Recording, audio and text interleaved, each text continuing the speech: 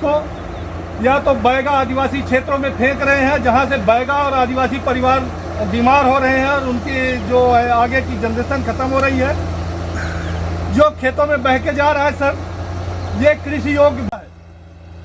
मेरा आपके चैनल के माध्यम से सरकार से और ये निगरी पावर प्लांट और कलेक्टर महोदय सिंगरौली से आग्रह है कि तत्काल ऐसे फ्लाई ऐश फेंकने वाले प्लांट के ऊपर हमार जमीन के पास में वो राखड़ गिरा दिया।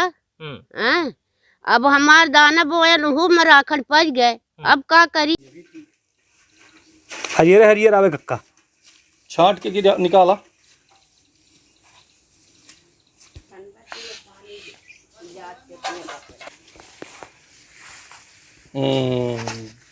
बोले पैसा देंगे, ये देंगे, वो देंगे। किसी को कोई रोकी नौकरी, घर घर नौकरी देने को बोले थे, पर किसी को नौकरी नहीं मिला है साहब। इस जमीन के पाटने के एवज में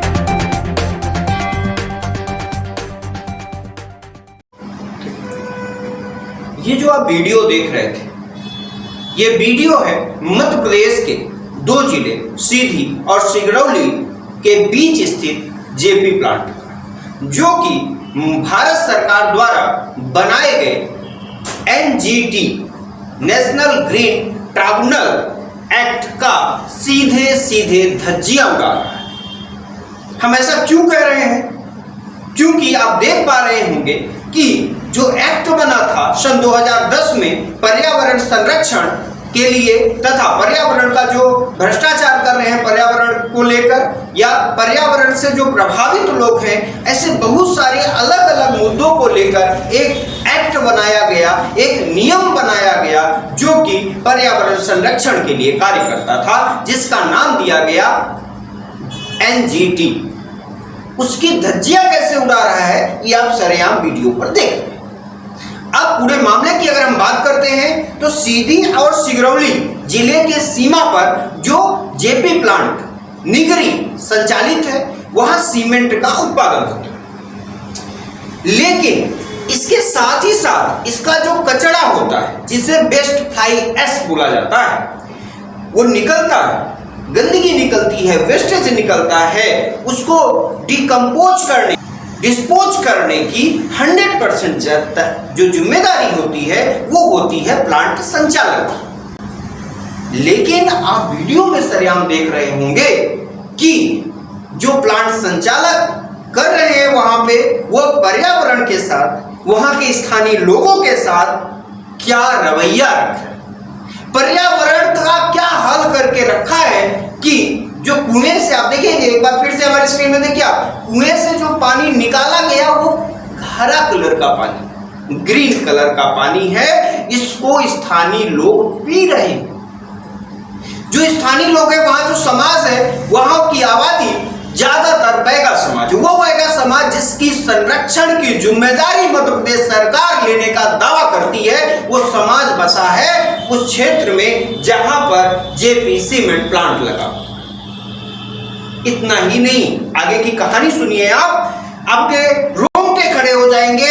कितना घिनौना काम प्लांट के द्वारा किया गया और किस प्रकार के इससे स्थानीय लोगों के जानों के साथ खिलवाड़ किया गया। आपको बता दें कि जीवन दायिनी नदी बोला जाता है हमारे भारत देश में, नदी को जीवन दायिनी बोला जाता है। यानी जो नदी है उसमें फ्लाई ऐश का एक पहाड़ को नाले के माध्यम से ले जाकर नदी में मिला।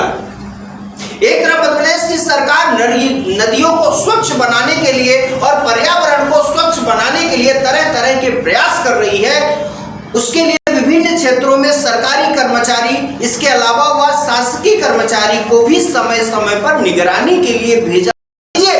ये जो वीडियो आप देख रहे हैं, इस जो प्लांट है इसमें सरकारी और प्राइवेट दोनों टाइप के कर्मचारी अलॉट किए गए हैं, जिनका काम होता है भैया आप जहां प्लांट उसका निरीक्षण करो और निरीक्षण करने के बाद अगर कहीं पे कमी पेशी लगती है तो उसका जो जानकारी है वो ऊपर तक पहुंचाओ। लेकिन जो कर्मचारी या अधिकारी उसके लिए अलॉट किए गए हैं, उनका और जो प्लांट का मैनेजमेंट है, इनकी 60 गांठ बनती है और इतने बड़े भ्रष्टाचार को, इतने बड़े पर्यावरण के को बर्बाद करने का जो तरीका है, इतने बड़े मात्रा में लोगों की जान के साथ खिलवाड़ किया जा गया, ये कहीं ना कहीं अधिकारी, कर्मचारी और मैनेजमेंट के साथ गांठ का ही नतीजा है। देखेंगे, दिखा रहे हैं आपको स्क्रीन पर, आप देख पा रहे हो कितना गंदा हाल है यहाँ पर।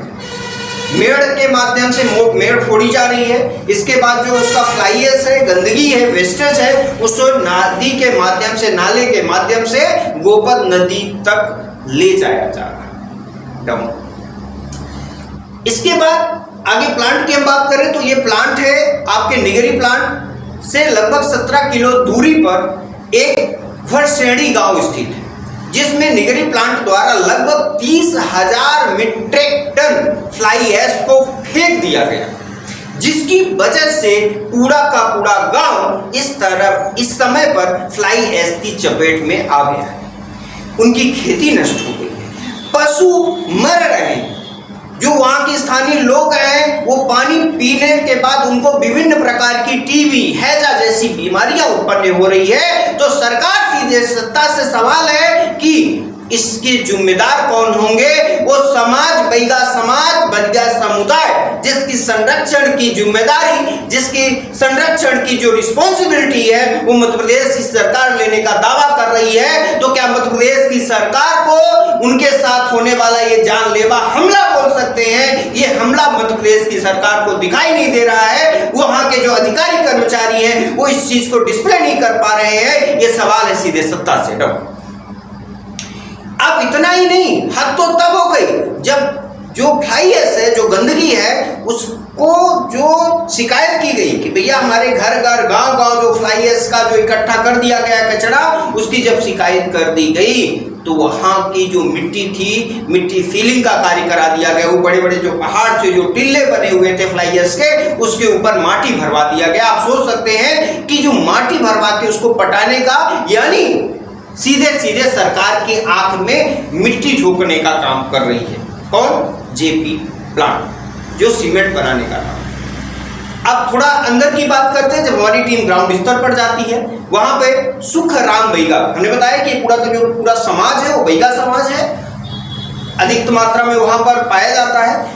बैगा समाज के सुखराम बैगा ने बताया कि फैक्ट्री मैनेजमेंट के ने जब बैगा समाज से झूठ बोला, झूठ बोलकर उनके क्षेत्र में डंप करवाया क्या? फ्लाई ऐश।